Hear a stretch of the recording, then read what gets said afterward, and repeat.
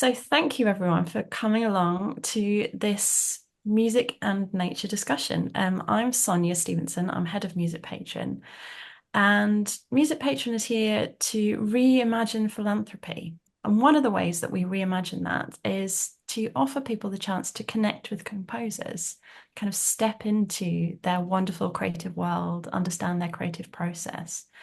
And I think that's very much what today is all about, is kind of lifting the lid on these themes of nature and music, which so often go together, but maybe we don't get the chance to explore and explore in the many different guises that you'll hear what it means to each of these composers. But I thought before we kind of start talking about lots of words, it would be nice to ground ourselves in nature itself. So wherever you are right now, maybe you've got something natural you can see out your window or in your room or just in your mind's eye. Just take a moment to breathe and look, really, really look and observe.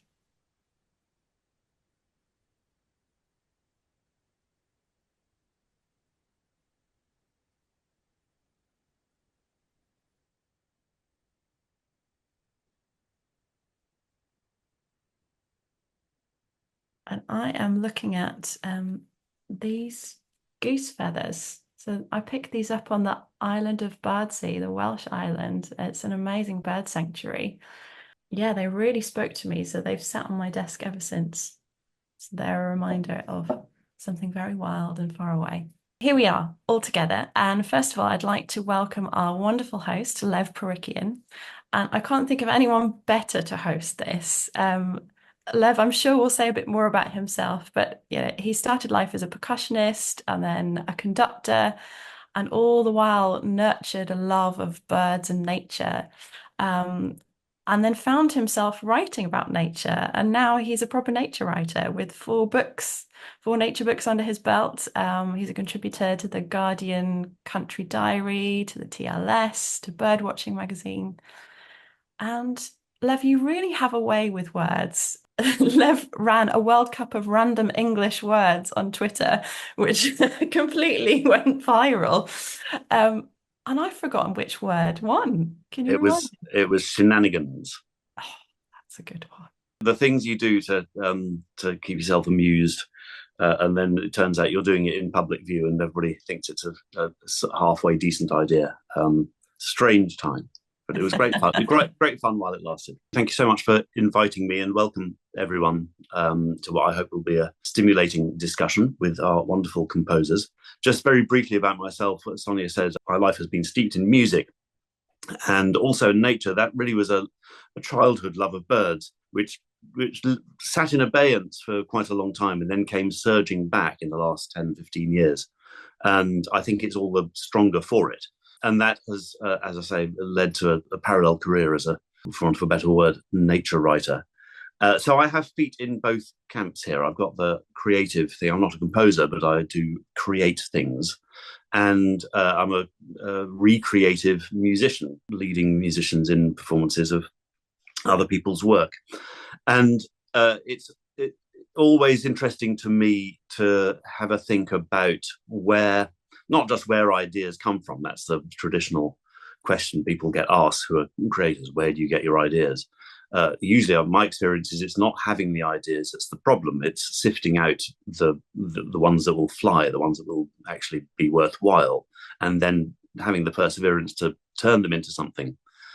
So I'll be interested to talk to our three composers about that part of it, but also the role that nature plays for each of them.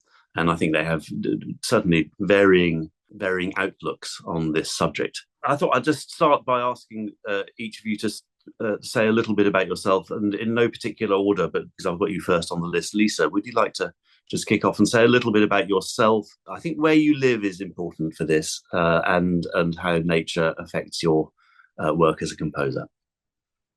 Hey, hi, I'm Lisa Robertson. I'm a composer and violinist as well from the West Highlands of Scotland. Nature has always been really fundamental to my music, I think, largely from having grown up in a place like this that's nature is sort of everywhere. It's very wild, it's very present, very inspiring. Um, It's very much the topic of a lot of my pieces, but it's also really just at the core of the music. And I've always found it really important to consider my surroundings here as quite important, really, to my identity as a person and also musically. So it's sort of about situating my voice within the environment I've grown up in and live in now. So a few different aspects there. Excellent. Thanks. Thank you very much. Stuart, how about you? Do you live in the West Highlands? I don't live in the West Highlands, but I am from the Highlands originally. So I'm from Inverness, and my parents were both from Skye. So I spent all my childhood holidays on the Isle of Skye, and that was, I suppose, where I first started to really develop a sense of a relationship with nature and landscape. And in some ways, I guess it's a very similar landscape to the one that Lisa is familiar with. That is where my roots come from in a way. But I live in Edinburgh now, so I'm looking at different kinds of nature, and I think that's appropriate for me because I've always kind of thought of the interesting relationships between humans and nature, and the idea of the two being integrated. And in some senses, the semi-rural kind of areas that I have around where I live are just as interesting to me from a nature point of view as the wilder kind of highlands. Absolutely. Well, I visit Edinburgh once a year every summer, and I'm absolutely always amazed at how close nature is to the centre of the city. I mean, if you walk along Water of Leith, which is what, 10 minutes walk from a bit of an uphill walk, but you can find dippers, grey wagtails, herons, everything. It's just fantastic. Thank you. That's great. So Emily, you neither Highlands nor Edinburgh, but your upbringing was slightly different. Yeah, I'm a sound artist and a composer, but I also am a visual artist. And I make work that is outdoors in nature and makes people want to be in a specific place or connect with the land in some way. I use field recording as part of my process because I want to create a sense of awe and magic for the natural world. And I just spent 3 months in the West Highlands and the Hebrides recording sounds for an album that I'm working on, which is comprised entirely of natural sounds because I want to find the music in nature. It inspires my work immensely, my visual work and my sonic work. And I'm particularly interested in how humans and nature interact and if a symbiosis, a sonic symbiosis can be found between them. Yeah. That's brilliant. Thank you. The sounds of nature, I think, are something that obviously is going to spring, and we'll probably come back to this because it's maybe one of the first things that people will think of because it's the most obvious thing. And thinking something that I've written and spoken about quite a lot is the representation of birdsong in music, which has a long and varied history. But that's a fairly obvious thing to draw on. And the music of birdsong that we have been surrounded with throughout our existence, I think, has no doubt has deep roots in a lot of music. By the way, I'm an urban person. I live in South London, where you might think that there isn't that much, but again, like Edinburgh, it's definitely there if you look for it. The West Highlands seem to have a great draw, and certainly as a city dweller, I find myself, when I have the chance, drawn more and more to the wilder places, which I think taps into something that I've pondered quite a lot, which is what do we actually mean? Everybody, I think, has a different meaning of nature that they understand. It's broadly understood, and but for some people, I think especially nowadays, this connection has been slightly eroded, and their contact with the natural world might be only through a TV screen sometimes, and they might watch a David Attenborough program and think, oh, okay, that would be wonderful, and then they go out and look for something, and the reality of it is completely different because what they're used to is seeing the exciting bits beautifully shot with a thrilling thrilling soundtrack.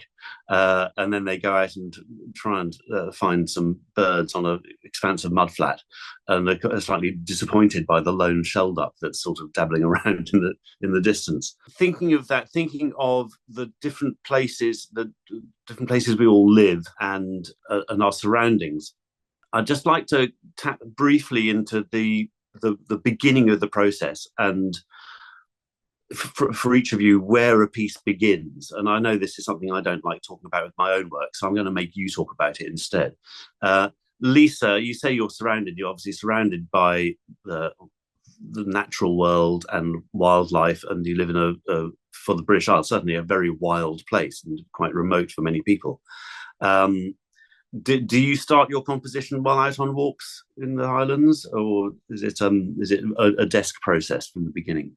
I spend a lot of time outdoors, just daily life. It's not sort of an active thing to kind of go out and seek inspiration, but it certainly kind of seeps in just from daily life, certainly. I think ideas tend to start from research, whether it's kind of actively reading things, or quite often recent pieces actually have been sparked by conversations I've had with people in my local area who are experts in some kind of environmental issues. So I'm quite involved in some environmental groups, and a piece was inspired by a conversation I had with the ranger of a nature reserve in my area, and something he'd kind of pointed out to me that was really interesting. So that kind of sparked some ideas. And then, yeah, musical things I tend to use natural sounds quite early on in the process to kind of create material. So transcribing, birdsong being kind of the one you discussed already, quite a kind of obvious, tangible one. And also other kind of soundscape sounds and kind of recreating those in the music. So from a material point of view, I suppose being outside, witnessing these sounds, recording some of them, taking them home and transcribing them would be quite early in the process as well. That transcribing thing, I'm just interested by this because, of course, birds generally, but very often, they make sounds that are quite elusive to represent in musical form. How do you transcribe? Do you find it a bit of a torturous process, or do you find your own way of expressing that and writing it down? Yeah, I'm really interested in that. I think it varies on the piece. It depends what forces it's going to be for, who's going to be playing it. Sometimes you're making quite you're kind of adjusting what you hear a little bit to simplify it for the purposes of the performance. In other pieces, I'm really trying to be as painstakingly accurate as I can with my ears. Although we know that we're sort of translating it into a human way of kind of experiencing it and recreating it, which is not ever going to be quite the same kind of richness and complexity of sound that we hear. So yeah, I find that quite interesting. It's like the sort of human translation of the bird sounds, and there are different degrees to which you can do that. There really are. I ran for a while, again on Twitter, but you can tell I spend a lot of time on Twitter, a daily project called Twitter Birdsong, because it occurred to me that people would be enlightened and interested, and it's something I'm passionate about. And so I did a bird a day, and said a little bit about each bird and a little bit about the birdsong, and then a recording. And a friend of mine, who's a musician, a brilliant musician, emailed me saying, I've got this bird in my garden and it's singing and I don't know what it is. And she transcribed the song in, I think it was in 3/4. And it completely flummoxed me because I just thought, I read through what she'd written, and there was no doubt, she put sharps and flats and everything, and it was all very meticulous, but I couldn't make head or tail of it. And I couldn't marry that transcription with any birds that I knew. So I asked her if she could listen out for it and grab a recording. And she sent me a recording within about a nanosecond. I went, oh, that's a wren. Really interesting that she had massaged the wren song, which I don't think is in 3/4, but she tried to find a way of going, okay, here's the pulse that we can hang on to. So the way we, as you say, you have to manipulate it a little bit. Really interested that you start with the natural sounds. Certainly in one piece that I listened to the other day, fior-eun, which is an orchestral piece that you had played by the RSNO. There are some very visual and visible natural sounds that you recreate. Perhaps you can talk a little bit about those in that piece, and how the music grows from it. Yeah, so that piece was about the local eagle population in my area. The title is the Old Gaelic word for eagles. And I started with the sound of the golden eagle call, which kind of repeats throughout the piece. So it became quite a fundamental part of the material, which kind of underpinned the work and grew and developed. But for that piece, I was really interested in. I spent a lot of lockdown actually watching eagles flying around the place, and I got quite obsessed with the different kind of flight modes that they have. So I wanted to represent those in the piece. Visually, I tried to recreate that movement where the bird kind of flies across the orchestra. So the sound traveled between the players, and that was a kind of there was a sort of swooping gesture at various points, and also kind of dive bombing to try and recreate that kind of visual movement, and then you could sort of hear the sound traveling as well. So yeah, those two things, and then kind of recreating some of the sounds in their environment as well, like wind and their kind of airspace. Yeah, yes, that's interesting. So I love that. One of the things I loved is that spatial feeling for a live performance of feeling the sound going. And if you're wearing headphones, you could probably do it so it crossfades from ear to ear. But if you're in the hall, you can almost see the sound moving across the orchestra. But underpinning that, I think incredibly effectively, recreate these the background sounds of wind and so on. Perhaps you can just talk a little bit about those techniques that you use to do that. Yeah, so in that piece, I created wind sounds through various things that make kind of white noise. So the wind and brass players were playing air notes, so it's very much wind sounds there as well. And then in the percussion, they were using paper on the head of the timpani drum, bass drum, and kind of swooshing it around to make swooshy wind-like sounds that kind of had gusts and different shapes. Excellent. Yeah, no, it's really effective, I think, because it's kind of there, but not overpowering. It's just something that is like the wind in the background. Stuart, we talked just then about some very specific nature things, some nature subjects. Eagles. I'm incredibly envious, by the way, of having eagles on your doorstep. Not many around here in South London. Your interest is equally deep, but do you find yourself representing natural things in that way, or would you say it underpins your work in a more I don't know, not subtle but pervasive way, and underpins everything you do? Well, it's the answer is kind of both in some ways. I was really struck by something I think Lisa said there, which was human translation of sound, and that's a really good way of putting it. I think something that I've been quite interested in the last few years is the impossibility of accurately imitating certain natural sounds with orchestral instruments or even with a piano. But embracing the kind of flawed results that come from an attempt to do so. So, for example, in my opera Anthropocene, though, I was constantly trying to grasp this sound of, sometimes if you throw a stone across some ice that's on a lake or on top of the sea, and you get this weird kind of whistling, burbling sound. And I tried to think of so many different ways of producing a sound a bit like that in an orchestra, and none of them really got close to it. But as a byproduct, I had about 5 or 6 really interesting sounds that somehow emotionally felt like they were related to ice and to that kind of surface of ice. And that was something that I found really fascinating and interesting, because I wouldn't have come up with those musical ideas without that initial impetus. And in the end, I didn't care about the fact that I didn't have that original sound. It was the fact that it had branched out into many different possibilities for me. So I suppose in a way I'm harvesting those natural sounds as a resource, as a composer, rather than trying to put people literally into that place at that time, which I think is a great thing to be able to do. But the reason I didn't do it in Anthropocene was because part of the story is it's about a crew, a science expedition on a ship, and they get stuck in Greenland, in the north of Greenland over the winter, and all of their technology breaks down, their communications break down.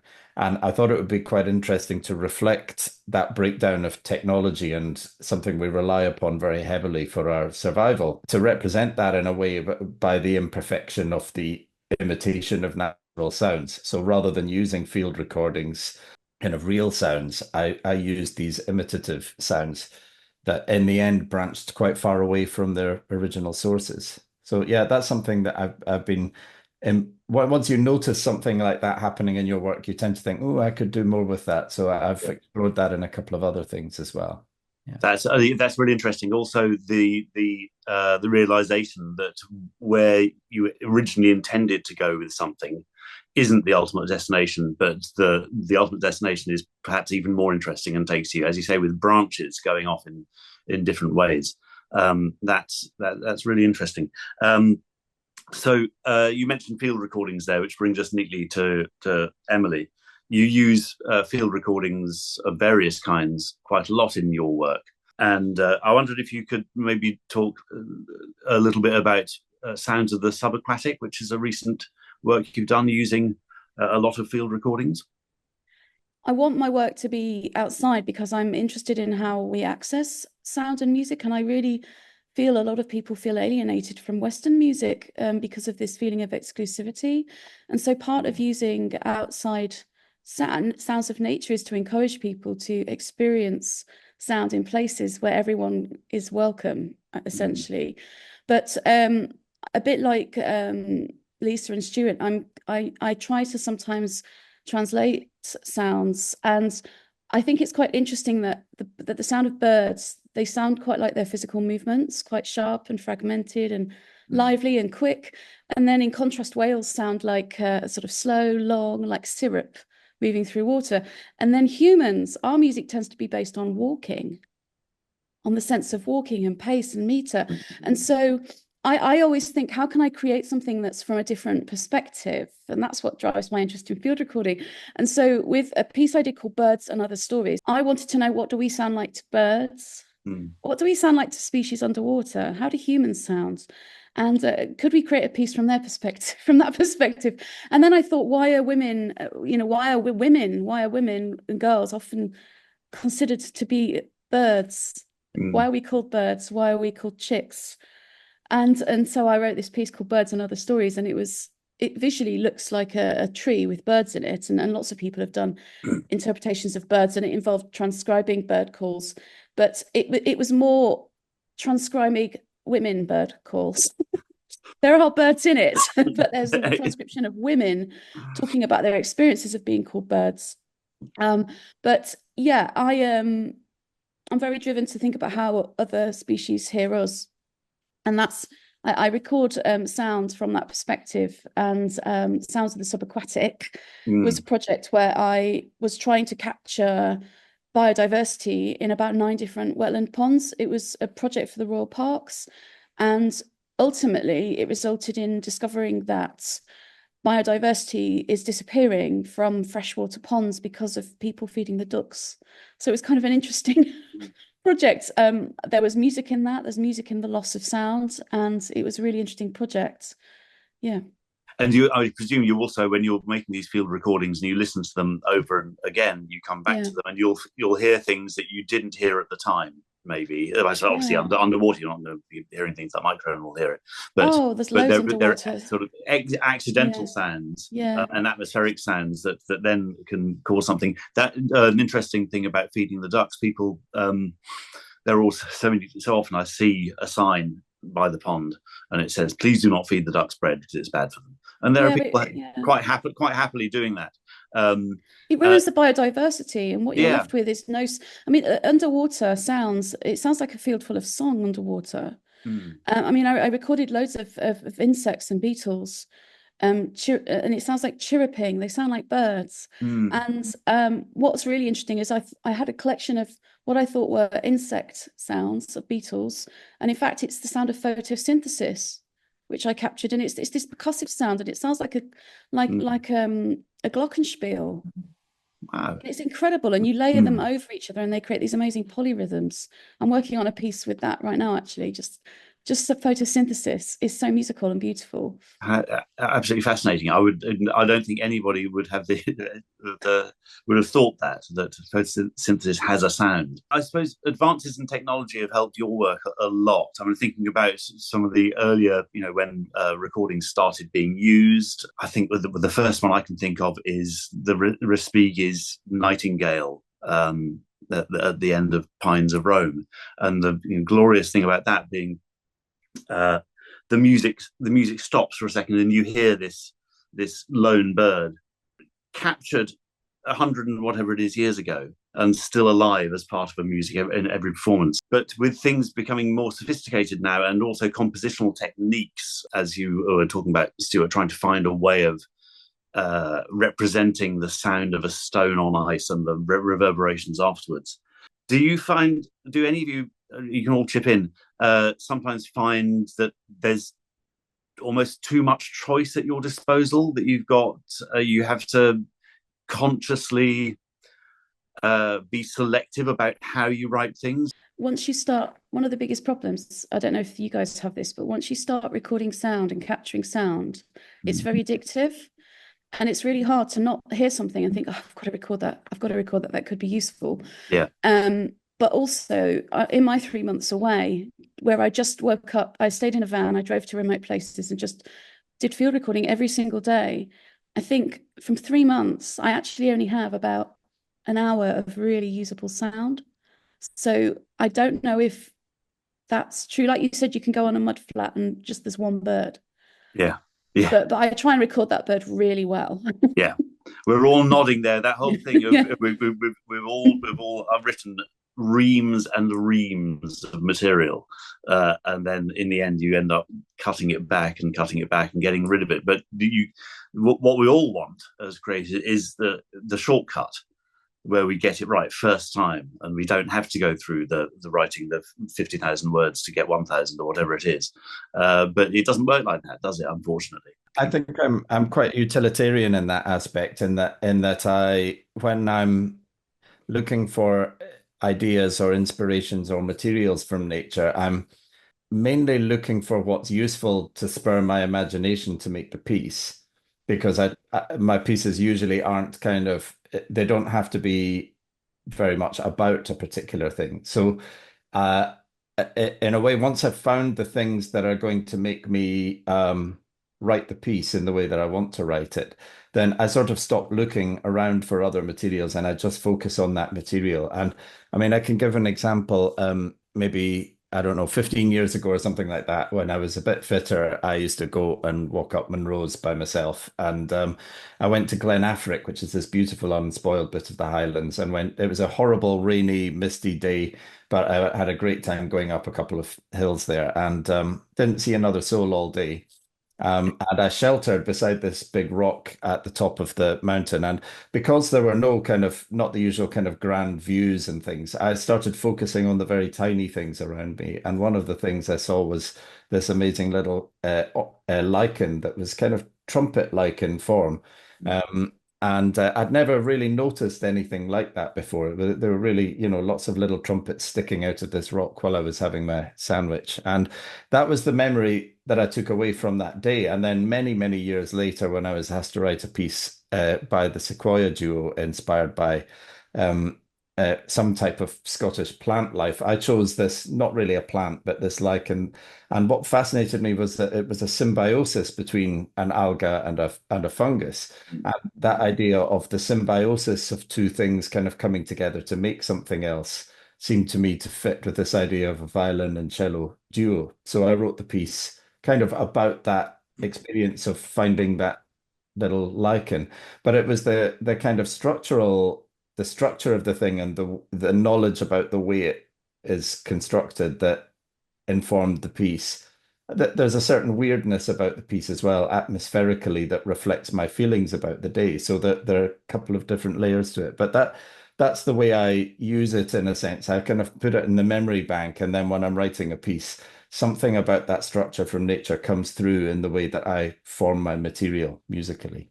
That's brilliant. Again, a couple of things that occurred to me as you were talking there. Firstly, the thing of going, climbing, going for a walk, and something that most people will think of, oh, the wonderful view, the huge expanse that you'll get, the wonderful view of the whole world.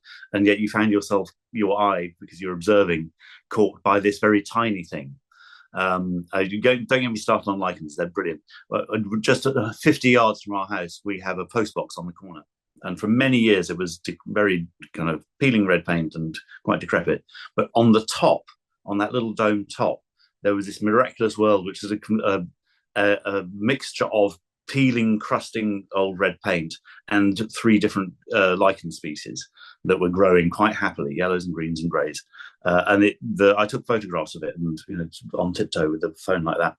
And I'd always make sure, and I was pretty sure I'm the only person to have noticed it, because most people just post their letters. And I'd make sure I looked at it and check in on it to see how it's going. And then 2 years ago, they repainted it.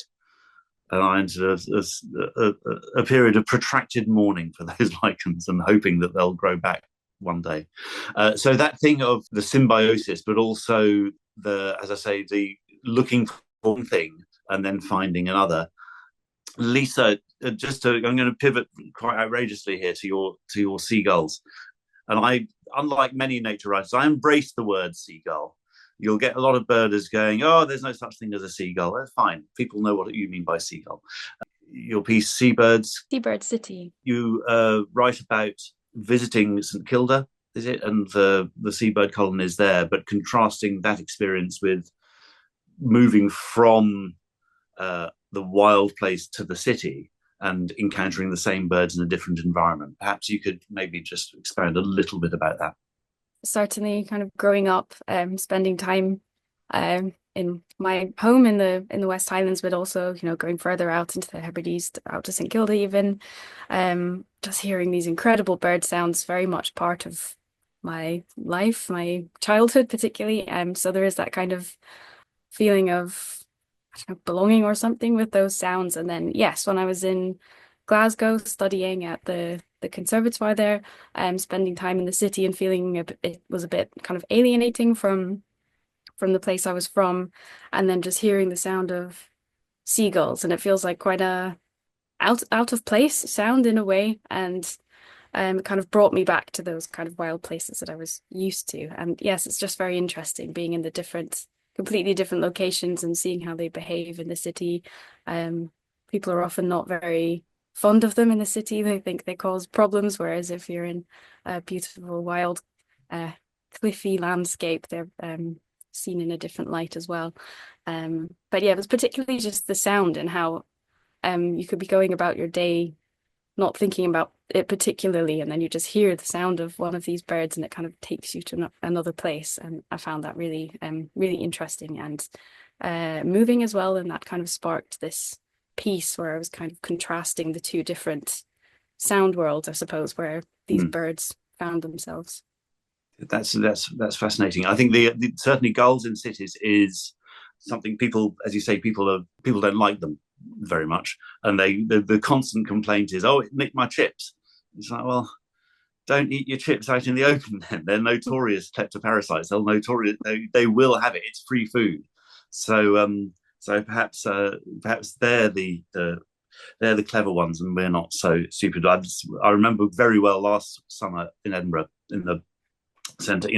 Early morning is a good time for this because the bins haven't been taken away yet. Seeing a lesser black-backed gull on Princess Street, having a huge bag of crisps and opening it, ripping it open and gobbling up all these crisps. And that is a fantastic. Not only was it very close to me because it was so caught up with these getting its food that it didn't really mind how close I was, and also urban birds can be very, very trusting and allow you to get close. But the inventiveness of it to find this food and then while also warding off the attention of competitors. I always find it fascinating seeing and hearing birds in city centres, to see how they've adapted to us and how we react to them, because we generally, and that's reflected in what you said, we generally don't like them to be too close, the nature to be too close. We might admire a swarm of bees in the distance.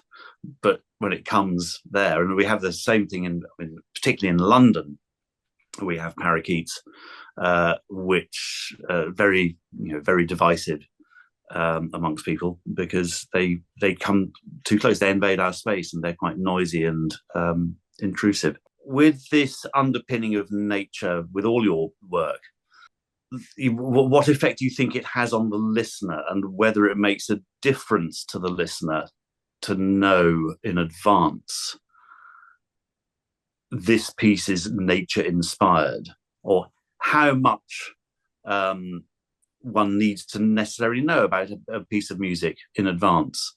I don't know. Anybody want to chip in on that idea and how that informs the way you write? I mean, I like to think of it as being like sort of layers. So a listener should be able to enjoy the piece and get a lot from it and hear your voice and form their own impressions of it, if that's the level they choose to experience it on. If they want to read the program notes, then they'll understand sort of the next level. If they want to look into it even more, then they'll kind of access something even deeper than that. And I think that's quite exciting. But it's important, I think, that a listener should get a lot from it without knowing anything in advance too. Yeah, I agree with that. I always want pieces to work in their own right, regardless of whether you know what they're inspired by or what they're about. I tried for a while writing pieces that had completely abstract titles and deliberately not revealing some of the ideas behind them. But I think people found that a bit hard to relate to. And, I think I found a kind of happy medium whereby I was a bit happier to talk about the ideas behind a piece and maybe reflect that in the title of a piece, but without expecting the audience necessarily to have to relate to it on that level. So if I'm writing a piece that for me is inspired by a place in Skye that someone else has never been or seen, then it's not going to mean very much to them unless it speaks to them in another way, kind of human to human. And that's why there's a kind of, as Lisa says, more than one layer to it. And if you invite people into any one of those layers, then you give them a better chance of enjoying your music, I think. Invitation to imagination as well. Emily, a lot of work is different in that it actually will involve people. There'll be community projects and things. So your approach might be slightly different, maybe. I mean, usually it's fairly implicit. I did a project with an artist called Alice and neighbour called Beacons, and it was a collective call for climate action. And we tour this work, and we do this in communities. And our first one was in Folkestone, and we basically invited people to search for sea gooseberries, which I don't know if you know what they look like. They're sort of round and glassy and really beautiful. Yeah. And they sometimes wash up on the seashore. And we buried them in little wooden boxes in about a 10-mile area for a month. And people had a map and had to find these things. And they then put them in their window. And when they glowed, they then brought them to the beach with this really unusual, magical performance, which was a collective call for climate action.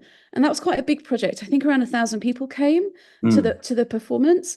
And then other projects I've done, I did one called Isle of Sounds, where I asked people what their home sounded like. How would you characterize your town in a soundscape? And I taught local people during lockdown, and it attracted a lot of people, I think, for that reason. Hundreds of people took part in schools, and they went out with their phones and recorded sounds that captured the sense of their location. And each location, there were 7 locations, each sounded quite unique. And I then made a long form composition from them, which were each area had their own soundscape, which was installed in the station. But when you heard them all at the same time, it formed like a symphonic piece. They sort of layered together. But those projects I do, it's often part of the process that people know it's inspired by nature. And it's not a conscious decision. I don't think what I'm going to tell them. It just is part of the concept, I suppose. You just find yourself doing it. The idea of soundscapes have always fascinated me. It was R. Murray Schafer, wasn't it? Who was the film? Murray Schafer, yeah. He did that amazing video called Listen, where he talks about I show it to my students because I teach field recording, Yeah. and that's the first thing I show them. But yeah, soundscapes are interesting because they're rejecting. If they can be done quite musically, like there's the Empire of Coffee that Matthew Herbert did, where he recorded sounds of a coffee machine with his field recorder and made a soundscape. But it's a very musical piece. But it's almost like some of them totally reject the form and structure of traditional Western music, I suppose. And then it's not about having a meter, it's about creating textures and feelings. And yeah, I really enjoy them, and I'm trying to embrace them more, because it might create a new kind of creative freedom to not be led by forms and structures that I've previously adhered to. It's an enticing way in. It's an invitation when you say, "What is your silence?" And for so many people, they may not have thought for a second that there are different silences. And it's one of the, John Cage, obviously, didn't want just total silence. It was about the silence that you experience in that particular room, and everyone is different. And this idea that every place sounds different. It's not, and that's not necessarily a musical idea, but it's a life idea. But the way you turned it into something musical is, I think, really interesting. And it's to do also with creating the atmosphere of a work. I mean, obviously there are, and this applies to writing as well, the way you use notes or words to create a world that you're instantly in. And I think that's, Stuart, you'll know this obviously from writing a lot of opera, which is that the world you create is made with the first gesture. I want to start, certainly in the writing world, there's a lot of obsessions with our writing courses and things like that. There's an obsession with getting the beginning right, because that's what you send to agents and publishers. So you just got to be perfect. I'm interested in that, but I'm also interested in how to finish. But perhaps we can talk about beginnings. Do you have, Stuart, for example, when you know a piece, you know how it's going to begin and then it goes from there, or is it varies, or is it a mixture of a range of approaches? It varies. Some pieces I start at the beginning and I don't necessarily work my way through to the end, but I sort of know that the thing that I start with is the beginning and it sets a certain atmosphere and pacing. But in operas in particularly, it's slightly different. I kind of have developed a principle where after writing most of the opera or even all of it, I do go back and see if I need to rewrite that beginning, because so much has happened along the way that you need to make sure that you are setting it up in the right way. So sometimes that means adding a few seconds at the beginning. Sometimes it means rewriting. Sometimes it means just zhuzhing it up a bit so that you really are kind of launching people into the piece that you now know, that now with the knowledge of what it's going to be. But at the beginning of that process, you don't really know what the whole piece is going to be. Yeah. Yeah. Lisa, do you know what the beginning of every single piece you've ever written is going to be, or is it much more vague than that? I don't know if I really, no, always. I usually do start at the beginning, so that's probably the first challenge to address. Really interesting point though about a longer form, then coming back to the beginning. I think that's really interesting. Whether more, it becomes more important the longer the piece is. That's really interesting. But yeah, it certainly sets up the piece for what it's going to be. So take some thought. Yeah, and I think certainly from the layperson's point of view, looking from the questions I've been asked about books and also about piece of music I've conducted, this fascination with how the ideas come, but also how they're developed. Sometimes if it's an immersive piece, or it's something that you did something with lifts, didn't you? Yeah, I just think lifts are really beautiful. Yeah. And I was really obsessed with them as a kid, and I thought when the doors opened it would be really cool if something magical was there. And so I did this piece where, well, normally my ideas happen when I'm on the toilet or in a shop or on a walk. Washing up. And washing up. Yeah, and they're stupid. They're things that people would say are stupid. And, you know, we all have crazy ideas and we think, oh, no. But I really indulge in those. I think that's where the juiciest ideas come from. And yeah, the lift piece, I just was looking at the lift in Turner Contemporary, where I used to lead a choir, and I thought, this is huge. I could fit 100 singers in here, and that's where the idea came from. And we did like a Asda supermarket tour. Fantastic. It was more about not taking. It was more about how we perceive music when we experience it in different venues. We assign more value. I don't know if you know about Christopher Small's concept of musicking as something we do, and how going to the opera or concert halls, it's a whole ritual. Yeah. When you're listening to something in a lift. And so it was really, the ideas I get are usually random ideas that I just indulge in, but I never know how to start a piece. I sometimes just blur it all, you know, splurge it all out. Yeah. Have loads of ideas, and then I go through the piece like a writer would, and I edit it, and I get rid of all the red herrings and things that aren't really essential. And then I might decide, well, that's how I should open. Yeah. I rarely start with the start. That's like really a painting, like recipe, like ingredients. Yeah. And then I kind of figure out how to bake it. Yeah. Interesting. So yes, that editing process, I actually really enjoy it. And cutting out the things that you recognizing the things that aren't working and fixing it is a hugely enjoyable part of the process for me, and very, very satisfying. We've got a wonderful question from Ellis Coopy. How do you approach translating complex or abstract concepts from the natural world, such as the immensity of ancient woodlands or the duality of day and night? I love those phrases, they're very poetic, into a cohesive, expressive musical composition, especially when these ideas may not have direct musical analogues? I would approach that in terms of texture. And I'd if that was, somebody said to me, I want you to commission a piece that captures ancient woodlands, I would go into ancient woodlands with my field recording kit and put a contact mic on a tree, or a geophone in a tree, and capture the sound of the tree creaking over a 24-hour time lapse, and maybe make a very expansive, broad piece. I think that each of those things would just spark an idea about one direction that I might take it in, and then I'd kind of focus in on that. Like if I'm thinking about the expansiveness of Highland landscapes, for example, I often think about very expansive harmony, and that becomes the thing that I kind of focus in on.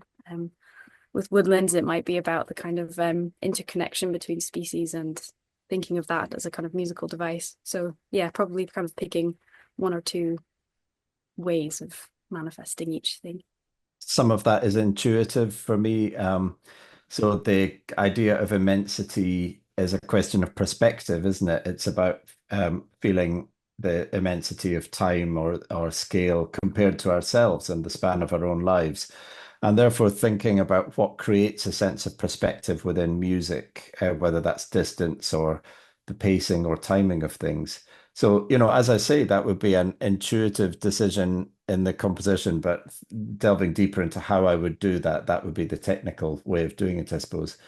Yeah, and duality, well, I in some senses, that's a temporal thing, isn't it? That it's that you look at one thing at one time and then you move on and go into a different phase that has notably different characteristics. But what those characteristics are so varied, and the possibilities are so many that if you gave those as challenges to a bunch of composers, you'd come up with a bunch of really, really different pieces that somehow all had something that unites them, I think. We've got another question from Hannah Siddiqui. Have you composed, or do you have an interest in composing work that plays on the similarities and sometimes the friction points between natural processes and sociological ethnographic processes? For example, bird migration and human migration. Yeah, it was the piece I mentioned earlier, Birds and Other Stories, where I was trying to compare women and birds and explore why we were compared to birds, and create a soundscape that sounded like the two. I also did a project called Crossing Over, which was about migration, and that included bird and human migration, actually, which is quite interesting. I've just remembered that one. Yeah. So yeah, that's something that I find interesting, comparing humans, nature, and the processes, yeah. The symbiosis, I suppose. Yeah, I've written pieces about bird migration as well, reflecting human migration too, but also some pieces I've done. A recent one kind of comparing making cultural connections between Scotland and Finland. And then I used bird species that kind of migrate between the two countries there. A lot of my pieces being looking at climate change. Quite often I've kind of connected human things and natural things to kind of show the combined impact on every one of the challenges. A question from Brian Balcom. Emily's piece is described as a collective call for climate action. I wonder what role can music play in the need for the change of attitudes and behaviours in the face of the climate crisis? Emily is raring to go on this one. Yeah, the one I did at the Royal Park, obviously Beacons was about a collective call for climate action. And it had a huge amount of engagement. I don't know how effective it was. And if you can prove that it improved things in any way, I don't think, as musicians, I don't think we're supposed to save the world with our music. But I have a comment to make on field recording. That more and more people are realizing that by field recording certain environments, you can actually monitor biodiversity and monitor changes, and it can be as effective as other forms of scientific research. And so when I was commissioned by Royal Parks to record sounds, I wasn't as a composer. They hired me as a field recordist who's experienced in recording microscopic insects and in a field recording tank. They wanted me to do a survey of how healthy each of different wetland environments across 9 different parks were through what you can hear and what species are there.